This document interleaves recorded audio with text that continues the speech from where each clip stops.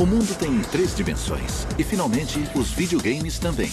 Com a introdução do espaço tridimensional, nós não precisamos mais imitar um espaço virtual. A indústria ficou muito empolgada.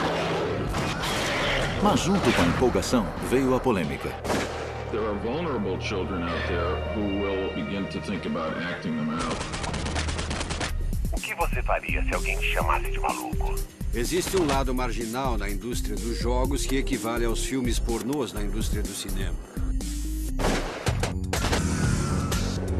Eles estão fazendo exatamente o que os produtores de cultura devem fazer. Estão incomodando as pessoas, forçando a barra, estão rompendo o status quo. E, de repente, o mundo mudou em um dia. O mercado de jogos militares, em vez de cair depois do 11 de setembro, começou a crescer muito. A questão não são os games, é o recrutamento. Isso faz parte do mundo em que vivemos.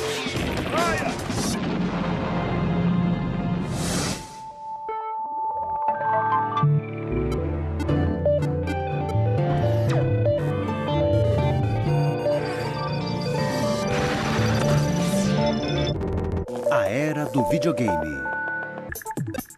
Nas últimas décadas, o videogame entrou em um novo domínio com toda a força. A terceira dimensão.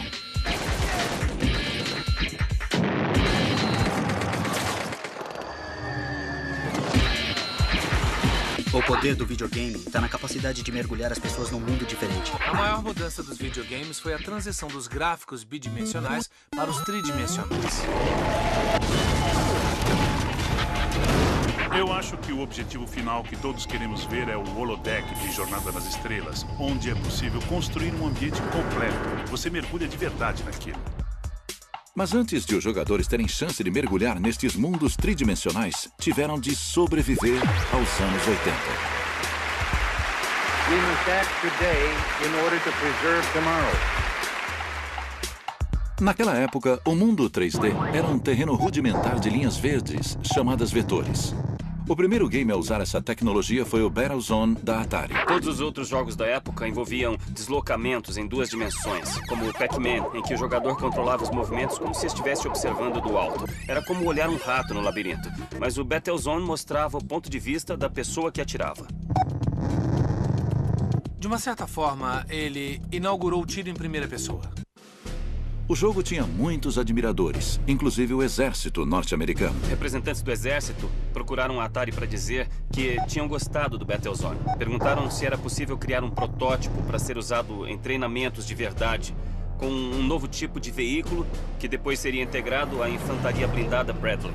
Os militares acreditavam que era muito importante. Eles reconheceram o potencial do Battlezone, viram que os videogames não eram simples brinquedos. Como envolviam modelagem, essa mesma modelagem usada para entreter poderia ser modificada e usada para ensinar as coisas. Essa foi a primeira de várias colaborações entre a indústria do videogame e as Forças Armadas dos Estados Unidos. A tecnologia 3D do videogame daria mais um grande salto graças a George Lucas. A recém-fundada LucasArts produziu um videogame que finalmente seria capaz de dar asas ao ponto de vista em primeira pessoa. Atenção, piloto, você está entrando na paisagem insólita de Fractalus. Rescue on Fractalus, daí vem o nome, foi um dos primeiros jogos a gerar essa experiência tridimensional através de fractais. Fractal é um algoritmo recursivo, uma equação matemática encontrada na natureza. Foi uma maneira de dar a ilusão de profundidade à figura simples. Explore todos os vales, colinas e canyons à procura de espaços estreitos para pilotar e teste a sua capacidade em curvas perigosas. Os fractais foram revolucionários. Mas não fosse a habilidade de Lucas em prever as tendências do entretenimento, Rescue on Fractalus poderia ter sido um game muito diferente de se jogar. Quando mostramos pela primeira vez a George Lucas, ele jogou um pouco, testou e disse, bom, por que não tem botão de tiro? É uma opção de estilo ou é uma opção filosófica? Eu respondi que não era estilo, era filosófica. Eu queria mesmo, era um game sem violência que não tivesse tiros. Ele disse, não, quero com tiro. Nave mãe para a Raposa do Espaço, voltamos ao seu setor. Nos anos seguintes, o jogo de tiro em primeira pessoa não incluiria apenas o botão de tiro, mas também impulsionaria os videogames para mundos tridimensionais muito mais avançados. A simplicidade dos games dos anos 80 daria lugar a armas, tiros e violência extrema.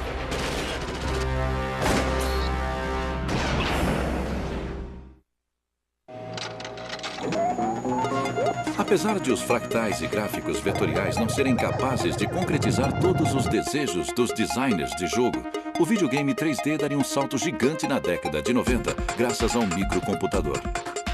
As CPUs já haviam chegado a um ponto em que se podia desenhar muita coisa na tela. Isso interessava aos games. Ninguém queria mais saber de 2D. Nos anos 90 surgiram novas ferramentas. Havia processadores especializados que faziam cálculos com números de ponto flutuante e podiam calcular como a luz interfere em um ambiente. Isso permitiu que o resto da indústria tirasse proveito do novo poder dos micros e pensasse em criar jogos mais maduros que proporcionavam experiências mais adultas. Os novos processadores permitiam que os programadores tivessem poder computacional suficiente para criar um espaço realmente tridimensional. O novo gênero se aproveitou da tecnologia de uma maneira ainda mais explosiva do que o jogo de tiro em primeira pessoa. Nos jogos de tiro em primeira pessoa, você é o personagem. Você enxerga com os olhos do personagem. A mudança do ponto de vista em terceira pessoa para o ponto de vista em primeira pessoa deu aos jogos o poder de colocar o jogador na pele do personagem, e aquilo foi uma experiência nova para mim. De repente você estava dentro do jogo, estavam atirando e você atiravam. Isso mudava a sensação do jogo. Ele ficava assustador. O surgimento do jogo moderno de tiro em primeira pessoa foi com o Castle Wolfenstein 3D. Não existe nada mais divertido do que atirar em nazistas com uma pistola. Talvez exista, mas é divertido. As mentes dinâmicas por trás das balas mais sangrentas e rápidas da época foram John Romero e John Carmack, dois fãs de jogos muito parecidos que se conheceram na Soft Disc em Louisiana. Esses caras se conheceram no trabalho e descobriram que tinham no videogame um interesse em comum, principalmente o John Romero, que era extrovertido, engraçado e impetuoso. Já o John Carmack era um pouco mais introvertido. O que o Carmack conseguiu fazer foi trazer velocidade ao jogo, junto com gráficos de alta qualidade. Os movimentos eram tão rápidos que o game era diferente de todos os outros. Não deu para fazer tudo o que queríamos com os gráficos de Wolfenstein, porque os recursos eram limitados. Então sacrificamos o visual em prol da velocidade. Mas o Wolfenstein 3D foi pioneiro em um novo estilo de jogo. E as deficiências no visual eram compensadas pela trilha musical. O game causou uma certa polêmica na Alemanha na época, porque os símbolos do Terceiro Reich haviam sido banidos na Alemanha Ocidental. Além disso, o jogo foi proibido porque usava um tema que era praticamente um hino nazista. A gente acabou entrando na lista negra da Alemanha. Eles não podiam mostrar símbolos nazistas, a águia de ferro e esse tipo de coisa. Tudo isso é proibido no país. Eles não queriam mostrar violência e incitar tumultos. Castle Wolfenstein 3D foi tão polêmico quanto popular. Mas não demorou muito para os criadores lançarem um título ainda mais sangrento e extremo: Doom. Em 1993, Doom expandiria um mundo virtual que estava prestes a explodir. Doom começou com a tecnologia. O objetivo de Doom era criar um mecanismo muito mais legal do que o de Wolfenstein. Isso incluía pisos com desníveis, tetos com desníveis e diferenças de luz. Em Doom, você é um fuzileiro do espaço que foi sugado para o inferno e precisa lutar contra monstros e vários tipos de inimigos misteriosos. O jogo não oferecia apenas uma qualidade de vídeo superior à de Wolfenstein 3D, mas também mais armas e maneiras melhores de trucidar o inimigo.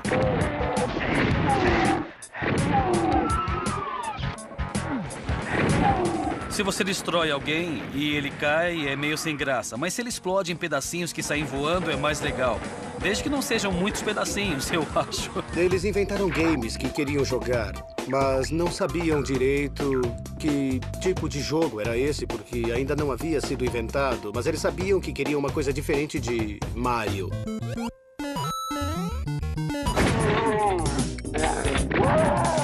O jogo de tiro em primeira pessoa tinha uma carga de violência e de maldade inerente absolutamente inacreditável. Isso era uma catarse para a molecada. O jogo mexia com eles da mesma forma que o rock havia mexido com seus pais e permitia que eles expressassem coisas que não eram capazes de expressar sozinhos, mas que sentiam. Os adolescentes dos anos 90 se envolveram de corpo e alma com este novo gênero sombrio e gastavam quase tanto dinheiro nos videogames quanto no cinema.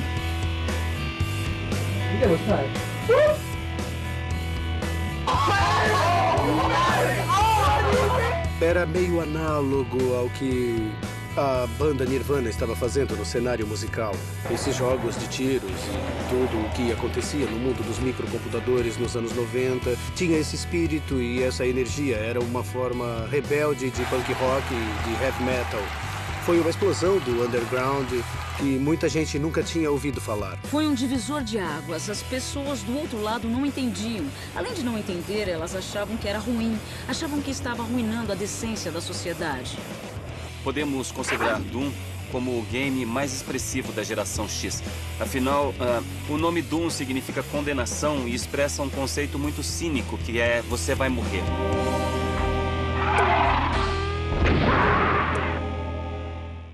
Particularmente, eu sou contra coisas de mau gosto em qualquer mídia. Acho que a nossa sociedade seria melhor sem isso. Em 1993, o debate sobre a violência no videogame aconteceu em nível nacional nos Estados Unidos. O senador Joseph Lieberman liderou uma série de audiências no Congresso. The real fear is that there are vulnerable children out there who will be personally affected by these games and begin to think about acting them out. I hope you walk away with one thought today, that if you don't do something about it, we will. Sob pressão do governo, a indústria lançou o Conselho de Classificação Etária do Software no outono de 1994. A ideia, quando o conselho surgiu, foi suprir uma necessidade, porque os pais precisavam entender que só porque tal coisa era um videogame, não significava que seu filho pequeno podia jogar. Videogames não eram mais coisa de criança. Em 2002, o Japão também criou um órgão de classificação etária para videogames e jogos de computador. Foi uma resposta principalmente ao aumento do erotismo nos games japoneses. Mas na Europa, foi adotado um sistema de autorregulamentação. Os europeus sempre acreditaram que os jogos norte-americanos eram muito violentos. E na Europa sempre existiu uma restrição por parte dos importadores e fabricantes a respeito do que podia ser comercializado. Vários games foram proibidos na Alemanha e na Escandinávia porque eram violentos demais. Para alimentar o debate sobre a violência nos videogames, muitos críticos mencionaram um evento trágico na história dos Estados Unidos. Em 1999, Eric Harris e Dylan Klebold atiraram em 12 colegas no Colégio Columbine, no Colorado. Em seguida, os assassinos tiraram suas próprias vidas. Ambos eram fãs de Doom e jogaram o game incessantemente nas semanas anteriores ao tiroteio. O caso Columbine foi uma tragédia horrível de dimensões muito grandes. Foi muito divulgado pela televisão e as pessoas estavam tentando entender o sentido daquilo. E depois, no dia seguinte, a polícia foi vista saindo da casa dos meninos com um saco plástico com o game Doom embalado. Depois de Columbine, a gente analisa os fatos e pensa, meu Deus, que coisa horripilante. Eles cometem assassinatos como se fosse uma brincadeira doentia. Depois desse fato, as pessoas começaram a associar o medo dos jogos com o medo de Columbine. De repente, surgiu, por causa disso, um pânico sobre esse tipo de coisa. Eles encontraram uma forma de autodestruição que não tinha nada a ver com videogames. Eles eram vítimas de gozações na escola. Eram dois meninos que se sentiam incompreendidos. Todo adolescente passa por isso, mas com eles era diferente, como se eles fossem pessoas que têm anomalias genéticas. Naquela época, dava para encontrar uma grande quantidade de outros games violentos no mercado que eles poderiam ter jogado, mas eles haviam escolhido Doom provavelmente porque era o mais vendido e mais conhecido. As mesmas pessoas que foram ativistas dos direitos civis nos anos 60 consideraram esse jogo horrível, em vez de enxergá-lo como uma ótima maneira de se expressar. Pode ser violento, pode ser raivoso, mas talvez a gente precise prestar atenção no que ele diz a respeito da nossa cultura, em vez de apenas dizer que é uma coisa do mal. Os pais veem as crianças no computador, matando e matando sem parar, e não entendem o tipo de jogo mental que acontece por trás daquilo. Eles veem essa representação da violência e entram em pânico. Pensam que os filhos estão sendo treinados para matar, porque também existe o próprio medo da tecnologia. Eles não a entendem e sentem medo do fato de não entender. Os videogames são um novo rock and roll. A nova coisa maligna para as crianças. Vão surgir outras coisas no futuro consideradas malignas que vão levar a culpa por outras mortes. Doom não seria o último jogo de tiro em primeira pessoa a gerar discussões. Nos anos seguintes, outros games polêmicos se alastraram em todo o mundo. No Reino Unido, a empresa escocesa Traffic Games explorou o assassinato de John Kennedy e o associou a uma conspiração internacional. Em 2004, a Traffic lançou um game chamado JFK Reloaded, que era uma simulação dos eventos que envolveram a morte de John Kennedy. Naquele jogo, a gente tentou criar uma oportunidade única para as pessoas experimentarem a experiência do assassinato do ponto de vista de Lee Harvey Oswald. Os fabricantes estudaram religiosamente a comissão Warren e modelaram o jogo durante 10 meses antes do lançamento online. Nós criamos um modelo balístico que ficava o mais próximo possível da velocidade precisa da bala.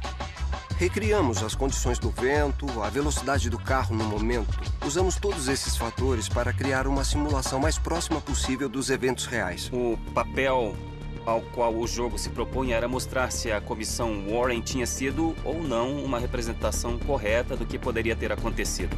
Mas, na verdade, era um game para atirar na cabeça de John Kennedy.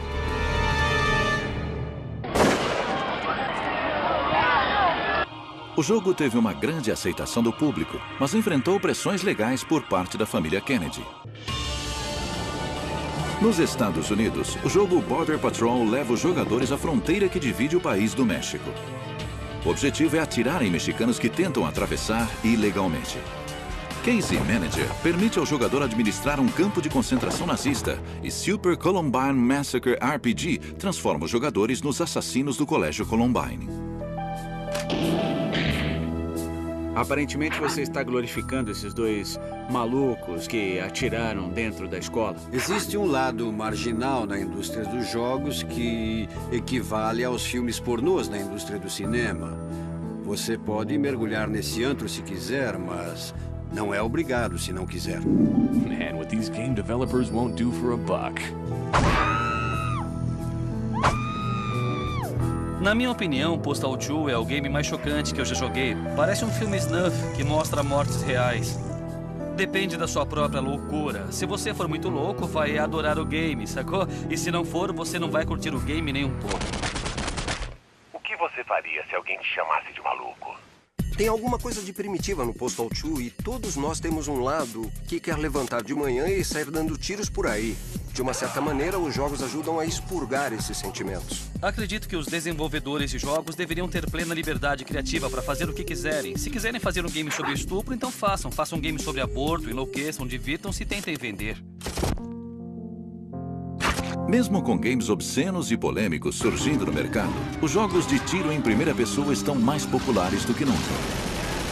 Eu acho sinceramente que eles ajudam a vender micros. Hoje em dia, as empresas fabricam computadores e laptops de ponta voltados especificamente para fãs de videogames. Existe uma relação de sinergia entre o projeto de jogos e a tecnologia. As duas ciências avançaram de mãos dadas até o ponto em que estão.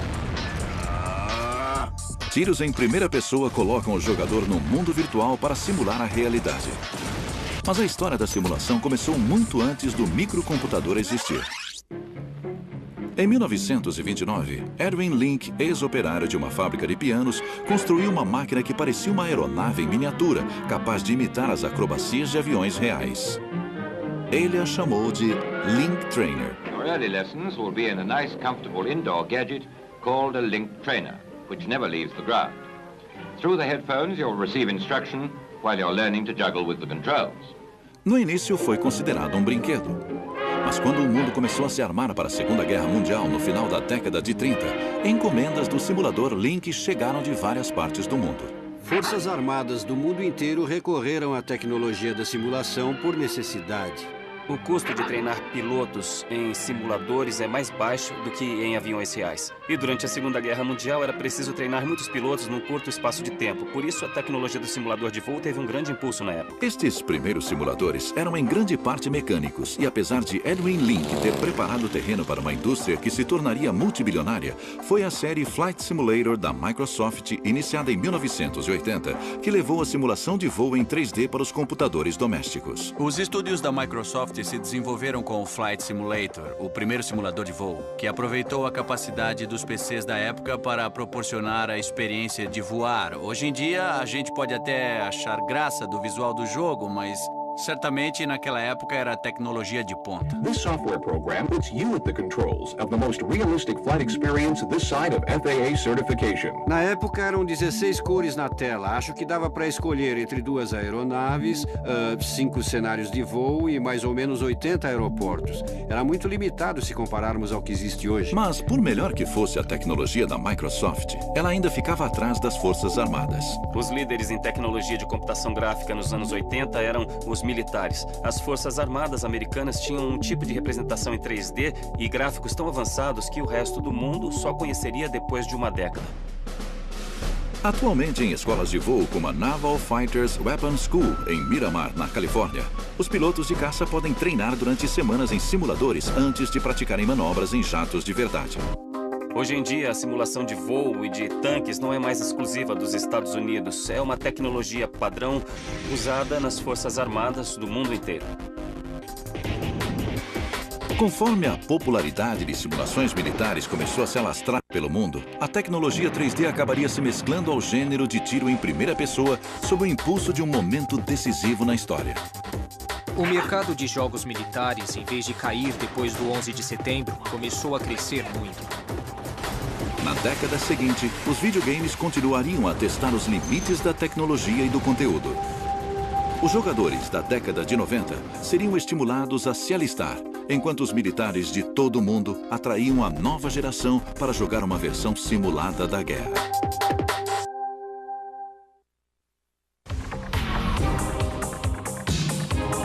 No final do século XX, os jogos de tiro em primeira pessoa tornaram-se o gênero mais popular e polêmico do videogame.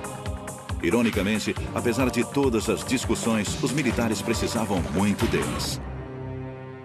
Como em 1999 o exército norte-americano não estava conseguindo cumprir suas metas de recrutamento, aliás, estava bem longe de cumpri-las, o secretário-geral do exército teve a ideia de usar o videogame como mídia. O governo norte-americano patrocinou um jogo de tiro em primeira pessoa e concedeu um prêmio de $7 milhões para o projeto atingir os jovens. Apesar de as Forças Armadas terem recorrido ao auxílio do videogame, uma questão ainda mais problemática despontaria no horizonte.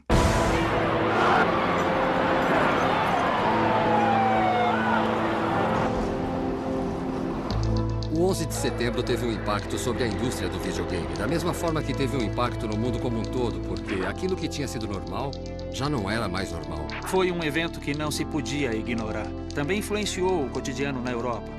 Hoje, viajar de avião é uma experiência diferente. Houve mudanças em vários setores. O 11 de setembro deu um senso de urgência ao projeto, que já estava bem avançado no Departamento de Defesa dos Estados Unidos. A nova empreitada do Exército era um videogame chamado America's Army.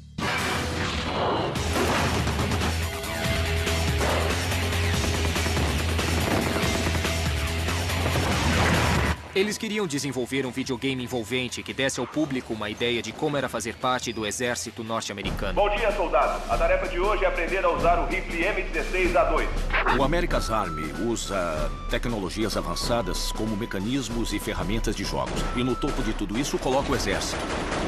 O America's Army foi projetado e pensado para ser uma simulação precisa do treinamento que as pessoas recebem no exército. Em jogos normais, você pode brincar, atirar nos colegas e fazer coisas desse tipo. Mas se você fizer isso em America's Army, acaba sendo punido. Cessar fogo! Cessar fogo! Apesar de o exército ter pensado em terceirizar o jogo, decidiu por desenvolvê-lo internamente. Um aspecto significativo do America's Army foi a decisão do exército de desenvolver o jogo por conta própria, aproveitando suas próprias equipes, porque existia uma nova geração de meninos que cresceram jogando videogame, e essa era uma forma de atingi-los. Se eles inventassem alguma coisa que atingisse as crianças ainda pequenas, talvez elas considerassem fazer carreira no exército aos 18 anos. Essa foi a premissa do jogo America's Army. Tendo completado o projeto 3 anos depois de iniciá-lo, o exército enfrentaria a difícil tarefa de comercializar seu produto em uma subcultura tradicionalmente cínica. Nós procuramos uma empresa em Los Angeles, a Ignited Minds, para nos ajudar a pensar como comercializar o America's Army de uma forma que agradasse a cultura popular. America's Army foi apresentado na E3, uma popular convenção de videogames que acontece anualmente em Los Angeles. Em maio de 2002, America's Army finalmente veio a público. Foi uma grande surpresa. Fomos matéria de capa nos jornais e aparecemos na mídia especializada. Depois de uma semana, o nosso site estava sobrecarregado por causa das crianças interessadas em baixar uma cópia.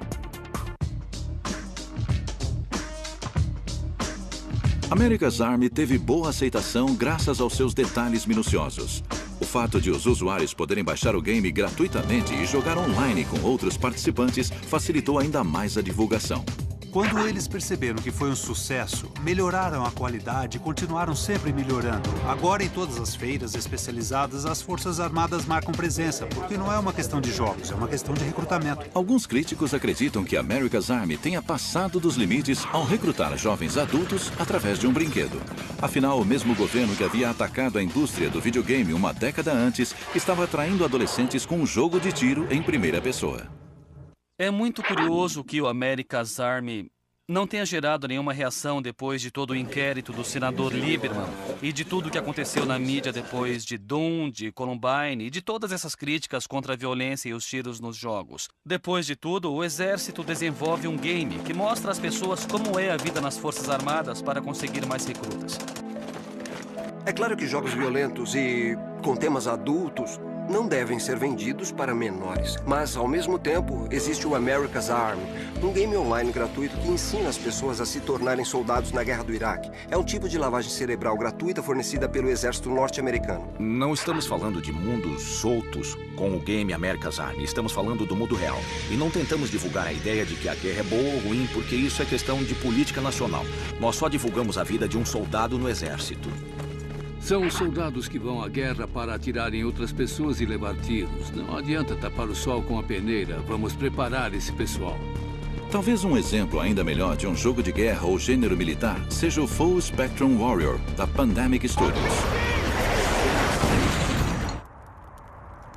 Atenção, esquadrão. Preparar reconhecimento de terreno.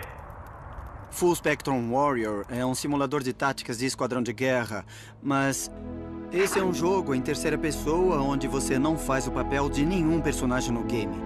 Você comanda a ação como se fosse um jogo de estratégia em tempo real. Ao contrário de America's Army, este jogo foi criado a partir da colaboração entre uma empresa privada de videogame e um grupo de pesquisas governamental chamado Instituto para Tecnologias Criativas. O ICT é um instituto da Universidade do Sul da Califórnia para tecnologias criativas, um centro de pesquisas universitário financiado pelo Exército. O instituto, inaugurado em 1999 com uma verba de 45 milhões de dólares, foi projetado para levar as Forças Armadas aos jogos e os jogos às Forças Armadas. Foi uma maneira de criar um centro capaz de trazer o melhor do entretenimento, com dinheiro dos militares, para criar produtos que poderiam ser usados em ambos os setores. Embora o jogo Full Spectrum Warrior tenha sido lançado como um título comercial, ele havia sido concebido como um treinamento tático para soldados do exército. Depois foi adaptado para o uso em Singapura e no Reino Unido. O soldado do século XXI precisa conhecer muito mais do que a sua arma. Ele tem que conhecer os sistemas aos quais está integrado, saber se comunicar com os aviões teleguiados. Hoje em dia, ele faz parte de um sistema muito mais complicado. O Fort Benning, na Geórgia, tem um centro de treinamento em táticas de combate. Nele, os soldados treinam em simuladores avançados antes de entrar em situações reais de guerra. Nós trazemos os soldados para cá e eles entram em simuladores de realidade virtual para participar de operações de guerra e operações táticas de combate, tudo nesse centro. Tudo é bem parecido aos combates de uma guerra real. Ok, afaste-se, piloto. Eu quero uma plataforma estável. Mas usar videogames para treinar e recrutar soldados não é exclusividade dos Estados Unidos. A simulação militar é hoje um fenômeno de alcance mundial.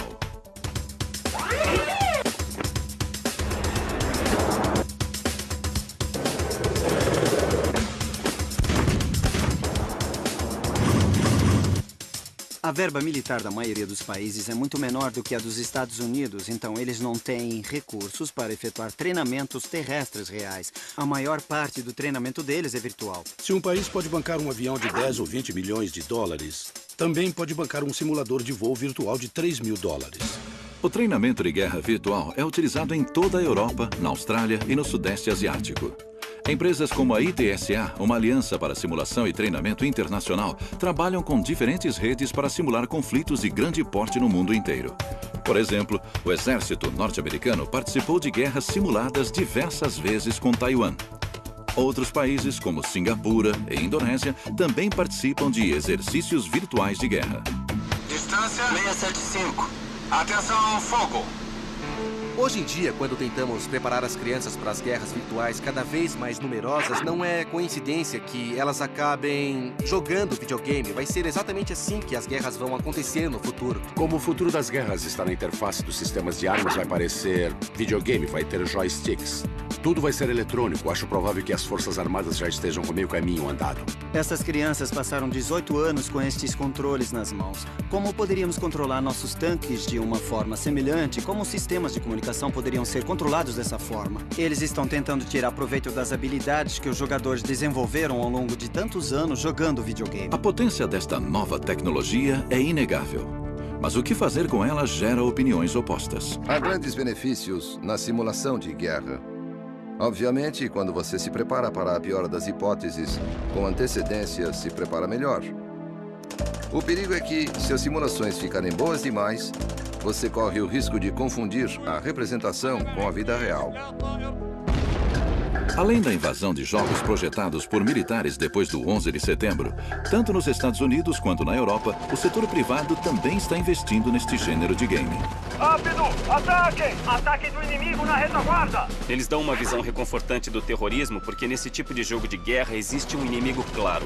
Existe o objetivo claro de eliminar o inimigo. Quando ele é eliminado, você consegue impedir um determinado evento de acontecer. Os países que mais criticam a política externa norte-americana estão criando o soldado herói americano, enquanto as empresas americanas estão criando o soldado crítico, que não tem certeza se é herói, anti-herói, bandido ou mocinho, e nem sabe por que está lutando.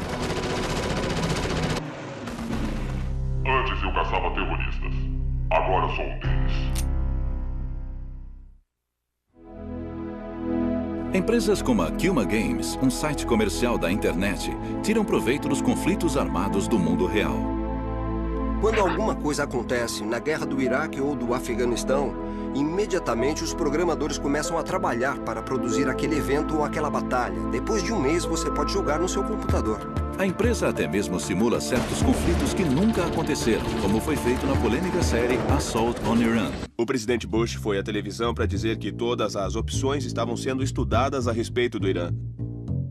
Depois, o presidente iraniano declarou: os Estados Unidos não podem nos invadir. Nós não somos o Iraque. A Kuma tirou proveito da polêmica criando uma história que mostrava uma tropa norte-americana combatendo alvos nucleares no Irã.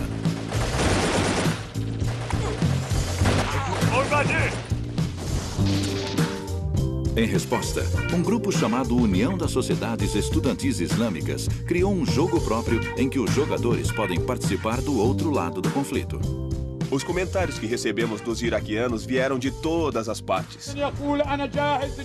Existem encruzilhadas em que o país se mete, mas a gente se torna uma espécie de bode expiatório. As pessoas podem procurar a gente para conversar, mas elas não querem falar sobre o jogo.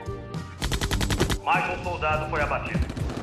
Essa é uma experiência interativa muito interessante. Partindo do princípio que são experiências projetadas e desenvolvidas em nome da precisão e em nome de um desejo genuíno de promover o conhecimento e o aprendizado em vez de ser uma mera exploração. Assim como muitas empresas que lançam jogos de guerra, a Kuma solicita consultoria de conselheiros militares aposentados ou ainda na ativa. Houve um tipo de relação acidental entre jogos de guerra com propósitos estratégicos e jogos com propósito de entretenimento. O desenvolvimento em uma dessas esferas, por efeitos colaterais, afetou sem querer a outra esfera. O que aconteceu recentemente, na última década, é que uma relação que havia sido acidental ou por efeito colateral se transformou numa colaboração muito bem planejada entre os dois mundos. Mais um indício de que estes dois mundos se tornaram próximos. Em março de 2003, quando os Estados Unidos invadiram o Iraque, a Sony negociou os direitos de um slogan das Forças Armadas norte-americanas: choque e pavor. Aparentemente, para criar um jogo do PlayStation com este nome.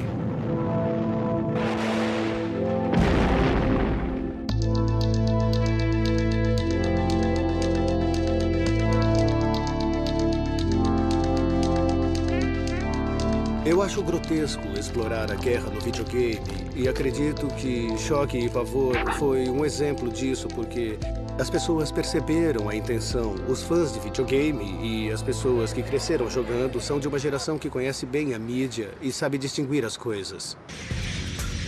Tecnologia 3D em videogame e jogos de tiro em primeira pessoa tornaram-se sinônimos de treinamento, profissão e recrutamento militares. Mas o Ocidente não é a única parte do mundo que se adapta aos novos aplicativos. Depois do 11 de setembro, foi revelado que alguns terroristas que participaram do atentado haviam treinado com o simulador de voo da Microsoft e começou a surgir a ideia de que, se os jogos fazem parte do sistema de treinamento militar e estão à disposição de todos, o que acontece quando esse conhecimento se torna democratizado? Em 2002, a empresa síria Dal Al-Fakir desenvolveu um jogo chamado Under Siege, uma reconstituição da primeira intifada, porém do ponto de vista dos palestinos. Eles argumentaram que muitos jovens árabes adoravam jogar videogame, mas detestavam o fato de jogar na pele de americanos que combatiam árabes como inimigos. Alguns acreditam que estes jogos contribuem para um mundo cada vez mais conflituoso. Quando pensamos sobre a ideia que se faz no mundo em que vivemos, principalmente o mundo que foi impactado por videogames, e quando se fala da guerra, parece que a guerra foi despersonalizada e desumanizada também. Porque se você assistir a CNN, vai ver as mesmas imagens de destruição que estão nas simulações dos videogames. Nessas imagens aparecem alvos e aviões bombardeando os alvos e isso é muito perigoso. Se uma pessoa, principalmente se ela for jovem e inexperiente, começa a olhar para a guerra real e a guerra real começa a se tornar virtual, é muito perturbador.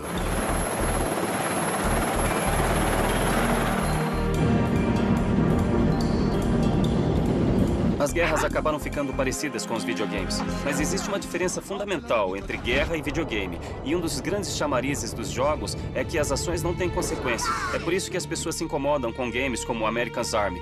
O jogo induz a ideia de ação sem consequência. Só que, na verdade, a guerra tem uma consequência muito séria, que é a morte de outros seres humanos ou talvez a sua. Essa é a guerra real. E a guerra não é apenas aventura, não é a diversão de participar de uma emboscada no meio da noite. Também é ver um amigo morrer nos seus braços. Quando isso se mistura aos videogames ou à realidade virtual, é perturbador. Porque você vai à guerra sem se dar conta de que as pessoas podem morrer. E que você pode acabar fazendo coisas horríveis com os civis. Quando eu observo tantos jogos militares ou com temática de guerra, ou games que ensinam habilidades que seriam úteis às Forças Armadas, eu começo a me questionar se a nossa cultura está se tornando mais militarizada. Quando alguém pergunta se esses jogos são bons ou ruins, eu questiono: você quer viver numa cultura mais militarizada? Algumas pessoas querem. Entendido, básico. A explosão das tecnologias 3D deve grande parte de sua história às Forças Armadas. E, por sua vez, os jogos de tiro em primeira pessoa permitiram avanços em simulações militares em todo o mundo. Mas enquanto o futuro da guerra marcha adiante, percebemos que ela pode ficar mais parecida com os videogames do que nós imaginamos.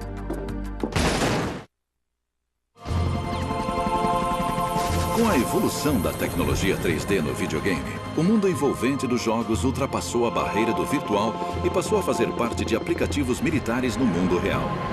Mas muitos questionam para onde a próxima evolução vai nos levar.